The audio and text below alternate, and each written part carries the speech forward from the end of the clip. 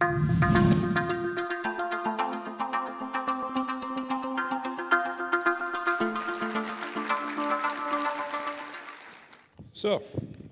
how many of you have heard about the Hyperloop project?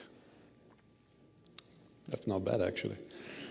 Imagine this, a capsule big enough to host 30 people, traveling at 700 miles per hour, creating its own air cushion to glide inside a tube from which almost all the air has been removed. Now, imagine if we can use that capsule to connect cities 1,000 miles apart. Cities like San Francisco, Sacramento, Albuquerque, Denver, Seattle, Portland, all of them available to you within 90 minutes. If you would be called to join the team to make this a reality, would you? How many would? Sign-up sheet is right there. I received a call in September of this year. And believe it or not, I said actually no. I said no a few times. But they knew how to get me. I am a challenge seeker, an eternal optimist, and an engineer, in that order. And they got me with a challenge. You see, now that I think about that, I'm actually following the step of my dad. See, I come from a small town. Today's the day of the small towns, by the way.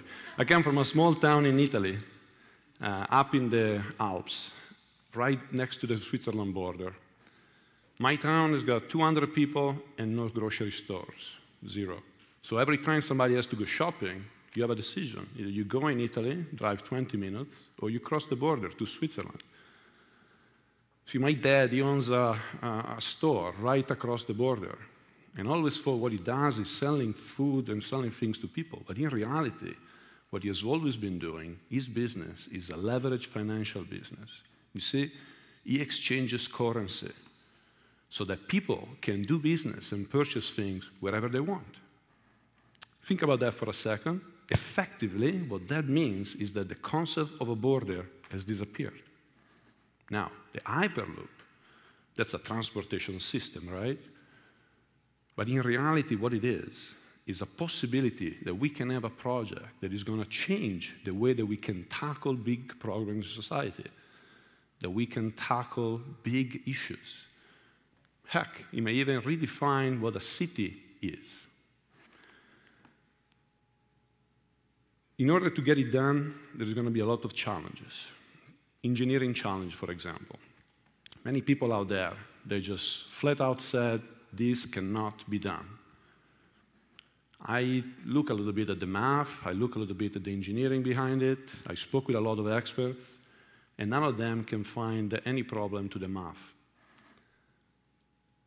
Societal, right? We have spoken with a lot of architects. What they're interested in is this, is the fact that if you can actually go between a point, let's say LA, to San Francisco in 30 minutes, and you can go see a friend for lunch, then be right back for your 3 p.m. appointment at the dentist. If you can actually, at that point, choose where your favorite hair salon is, you can choose where your favorite sports bar is, well, you can choose where your favorite job is and decide where to live. How does that define a city? How does that define a city limit? Business. I'm not going to lie to you, it's going to take some serious cash to do it. And I personally don't know any people that can afford it by itself. Do you? But here is the trick. How about we all can afford to do it? How about we all can do a piece of it? How about we all put our communal knowledge to solve a problem for one another? Well, the Hyperloop is an opportunity to do just that. It's an opportunity to make distance closer between people. And you know what? The knowledge to make this succeed, make this project succeed, is out there. It just happened not to be under one roof. It's scattered all over the world. Crowdsourcing. In this case, crowdsourcing on steroid. 2 managers, 4 groups, 16 sections. That's how we're starting. Take a complex project, break it down to the smallest manageable block. Distribute these blocks all over the world.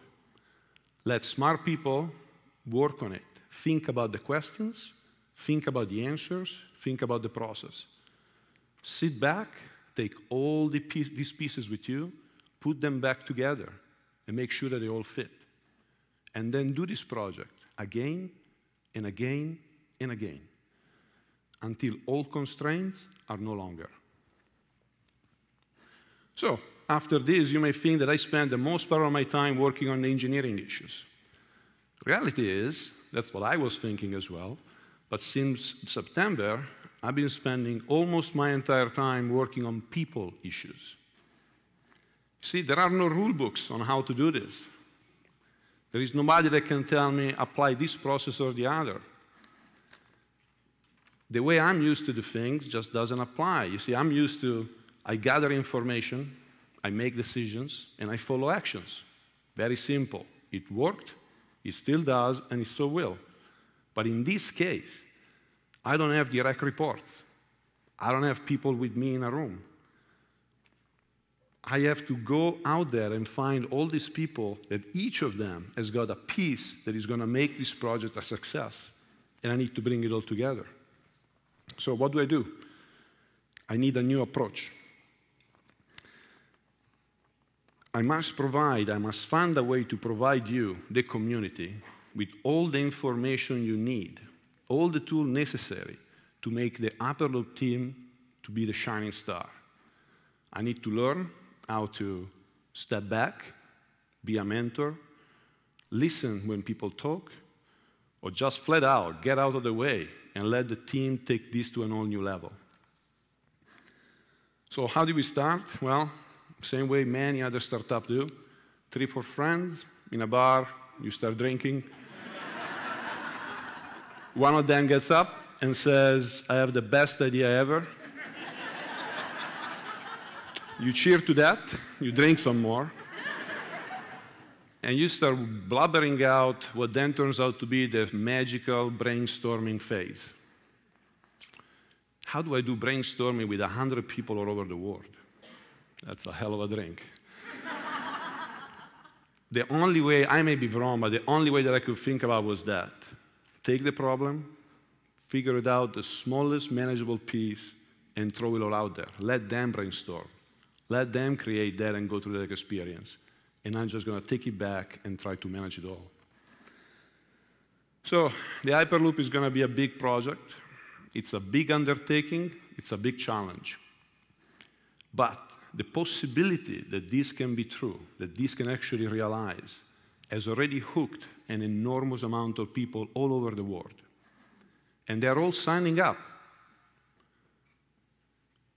only because they want to be part of it. Now, imagine that. Thank you.